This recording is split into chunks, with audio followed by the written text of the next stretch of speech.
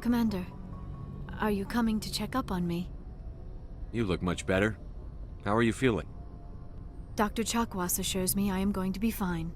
I was impressed with her knowledge of Asari physiology. You're in good hands. Dr. Chakwas knows what she's doing. I never properly thanked you for saving me from the Geth, Commander. If you hadn't shown up, I'm just glad we got there in time. So am I. I know you took a chance bringing me aboard this ship. I have seen the way your crew looks at me. They do not trust me. But I am not like Benezia. I will do whatever I can to help you stop Saren. I promise. Don't worry, Liara. I trust you. I know you won't let me down. It means a lot to hear you say that, Commander. Thank you. Tell me about yourself, Liara. Me? I am afraid I am not very interesting, Commander. I spend most of my time on remote digs, unearthing mundane items buried in long-forgotten Prothean ruins. Sounds dangerous. And lonely. Sometimes I would run afoul of indigenous life forms or stumble across a small band of mercenaries or privateers, but I was always careful. Until the Geth followed me to Artemis Tau, I never found myself in any situation my biotics could not handle. As for the solitude, well, that is one aspect that most appealed to me. Sometimes I just need to get away from other people. You don't like other people? I suppose it comes from being a matriarch's daughter. People expected me to follow in Benezia's footsteps. They wanted me to become a leader of our people. Matriarchs guide their followers into the future. They seek the truth of what is yet to come. Maybe that's why I became so interested in the secrets of the past. It sounds so foolish when I say it out loud. It sounds like I became an archaeologist simply to spite Benezia. All children rebel against their parents. It's a natural part of growing up. Aha, you share the wisdom of the matriarch, Shepard. That is exactly what Benezia said when I told her of my decision. But there was more to it than that. I felt drawn to the past. The Protheans were these wondrous, mysterious figures. I wanted to know everything about them. That is why I find you so fascinating. You were marked by the beacon on Eden Prime. You were touched by working Prothean technology. Sounds like you want to dissect me in a lab somewhere. What? No! I did not mean to insinuate. I never meant to offend you, Shepard. I only meant that you would be an interesting specimen for an in-depth study. No, that's even worse. Calm down, Liara. I was only joking. Joking? Oh, by the goddess, how could I be so dense? You must think I am a complete and utter fool. Now you know why I prefer to spend my time in the field with data disks and computers. I always seem to say something embarrassing around other people. Please, just pretend this conversation never happened. Do you know why Benezia joined up with Saren? I don't understand it. She was always outspoken about the need for the Asari to become more involved in shaping galactic events. Maybe she thought allying herself with Saren would somehow be for the greater good in the long run. At least I hope so. This hurts you, doesn't it? None of this makes any sense to me. I have not spoken to Benezia in many years, but I know her, and this was not like her. Something changed. I'd like to know more about the Asari. We were the first species to discover the Citadel. We were instrumental in forming the Council, and we always strive to be the voice of peaceful cooperation in galactic disputes. My people believe we are all part of a single galactic community. Each species contributes something to the greater whole. Although we seek to understand other species, it seems few of them seek to understand us. The galaxy is filled with rumors and misinformation about my people. Like what? Most of the inaccuracies are centered around our mating rituals. My species is monogendered. Male and female have no real meaning for us. We still require a partner to reproduce. This second parent, however, may be of any species and any gender. I don't understand. Your species can mate with anyone? Mating is not quite the proper term, not as you understand it. Physical contact may or may not be involved, but it is not an essential element of the union. The true connection is mental. Our physiology allows us to meld with other beings. We can touch the very depths of their minds. We explore the genetic memory of their species. We share the most basic elements of their individual and racial identities. We then pass these traits on to our daughters. It is how we learn to grow as a species and how we develop a greater understanding of other races. What happens to your partner after the union? Every relationship is different. Some unions are a single encounter with both parents parting ways afterwards.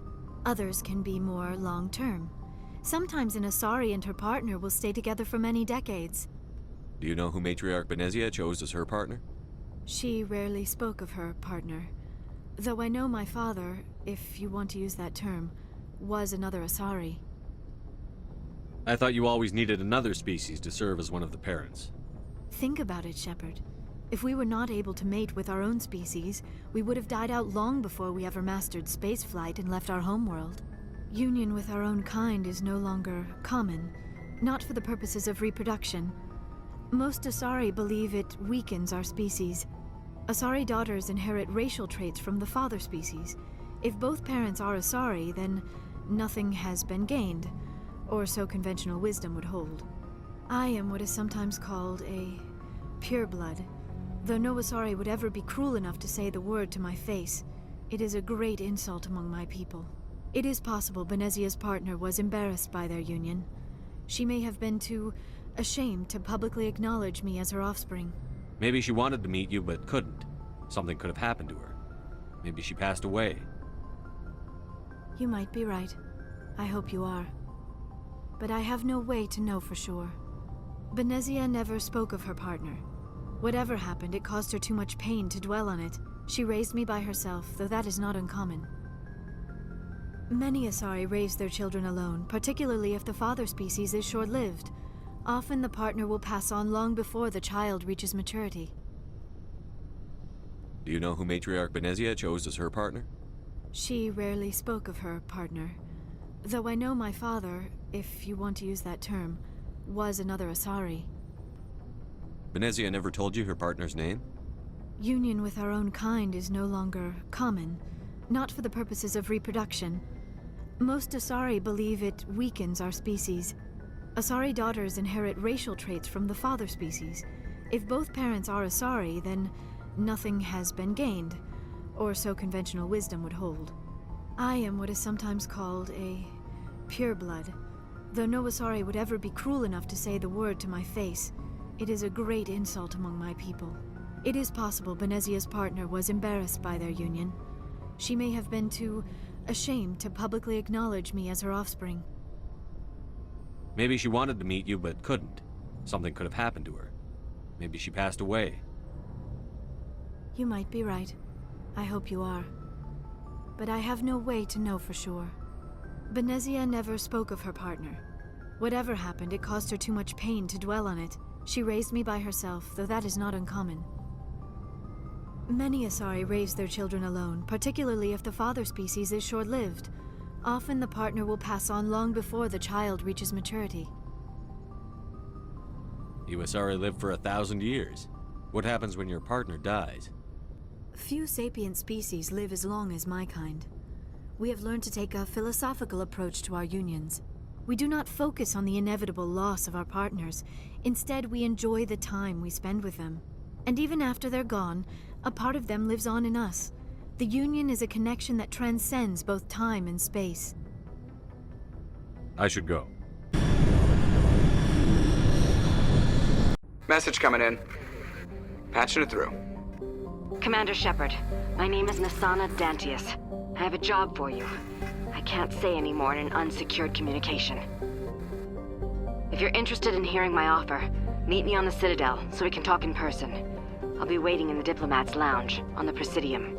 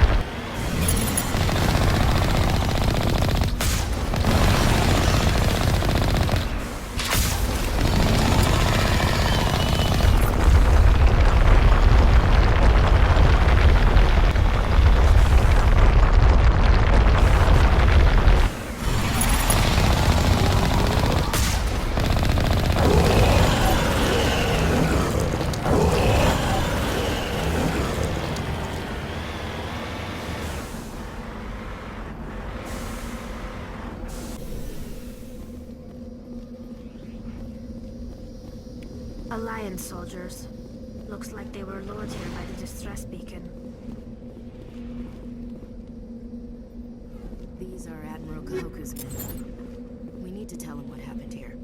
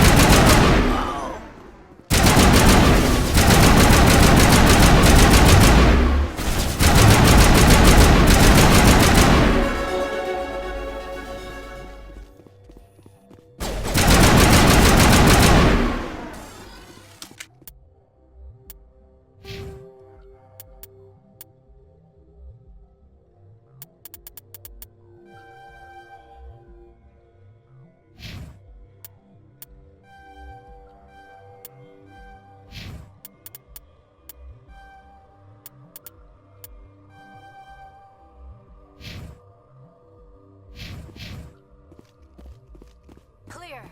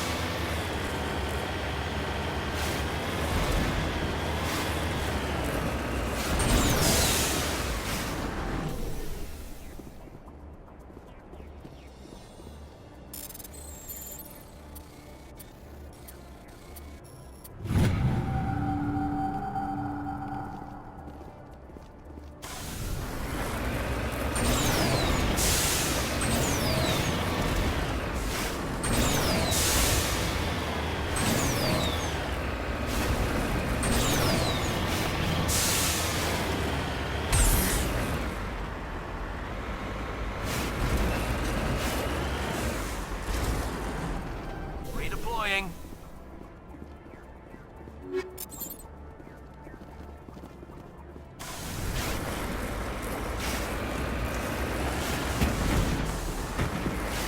On my way.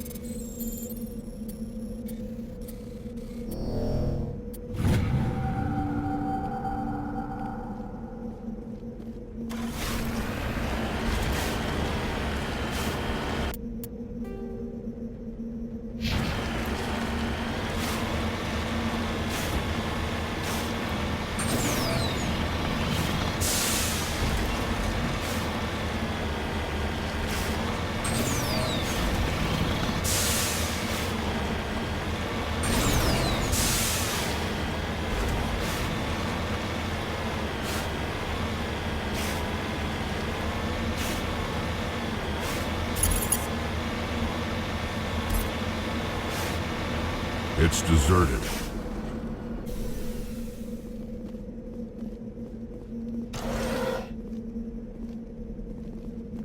According to these data logs, the survey team unearthed some kind of alien technology. Could be answers at the excavation site.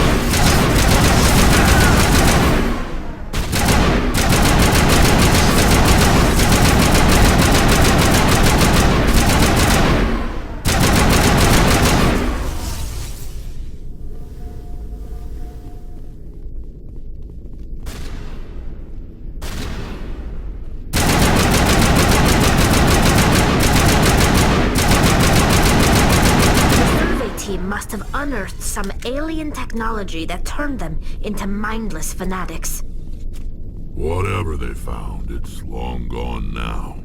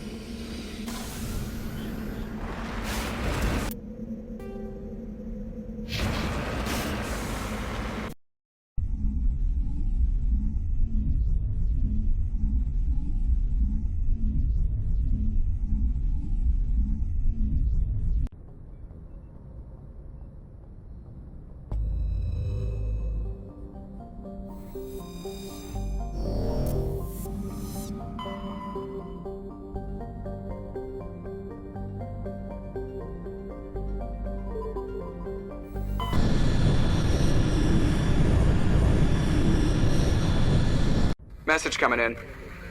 Patching it through. Commander, we've got a situation that requires your expertise. A group of fanatical biotics have kidnapped the chairman of the Parliament Subcommittee on Transhuman Studies.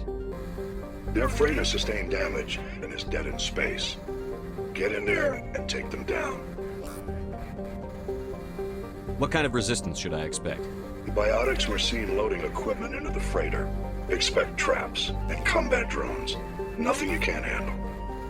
What are the biotics asking for? They're L2 biotics, and most of them are suffering major side effects from the implants.